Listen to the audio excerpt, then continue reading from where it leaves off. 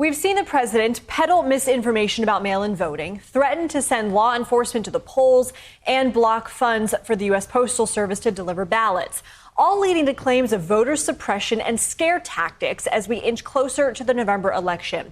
But one tried and true, arguably less overt method of voter suppression that seems to have gotten lost in the chaos is the purging of voter rolls. In fact, according to the U.S. Elections Commission, more than 17 million Americans were removed as registered voters between 2016 and 2018 alone. And the number of those purged in the last 2 years in the lead up to this critical election still isn't clear. Joining me now is Nick O'Neill, technical director at the Voter Network, part of a nonprofit that connects voters with their representatives. So, Nick, I want to talk to you about voter roll purging, and your Voter Network app makes it easy for people to contact their representatives, all to try and help them interact with democracy. But you decided to try a new method to keep them registered to vote. So how does it work? So we built Voter Network because we know it's super, super important to make sure everyone's vote is counted this year.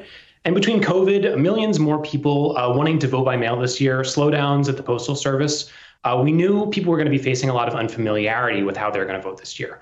So we researched all the rules and deadlines for each state. And we built Voter Network, which is an app that looks up the states that your contacts are registered to vote in, or if they need to register to vote. And we connect you with the rules and deadlines. We give you specific guidance on how to talk with your friends and family to make sure that they're ready to vote this year and that their vote is counted. So, for example, I live in San Francisco, but I grew up in Philadelphia.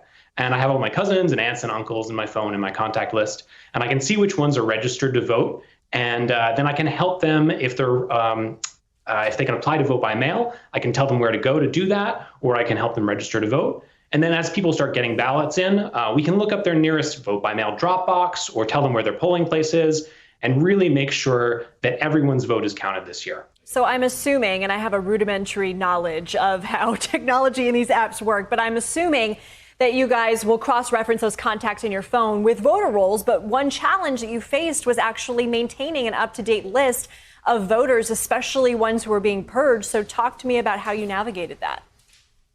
So states don't always give us details about who's being purged, right? So by looking at voter rolls over the course of months and seeing who has been added and removed, you can get a sense of what kinds of people have been removed from the voter rolls, and for different reasons, right? Some states are more forthcoming about the reasons why people have been removed. In other states, just sort of remove them from the list and that's it, and you sort of have to guess.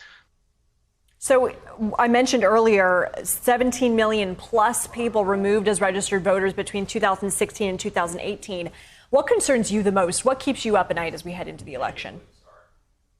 Honestly, I'm concerned that there's so much new information for some people, especially people who are getting vote by mail ballots. Yeah.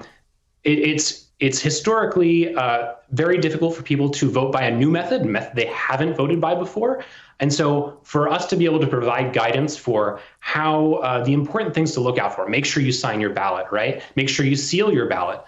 Put it in a place where it's going to reach the Elections Commission by the time it's scheduled to be due by, right? If that's using a Dropbox or putting it in the mail super, super early, just making sure people have all those resources that they need to make sure that their vote is counted. Well, your app sounds very helpful. Also, I want to mention NBC News has a Plan Your Vote feature. I moved from Arizona to New York. It helped me understand what New York's rules were, even though, of course, everything is constantly changing. So people can check out your app and also plan your vote at NBCnews.com. Thanks so much, Nick O'Neill. And that wraps it up for me on this hour here on MSNBC. I'm Lindsay Reiser. Thank you for watching. The news continues after the break with Richard Louie.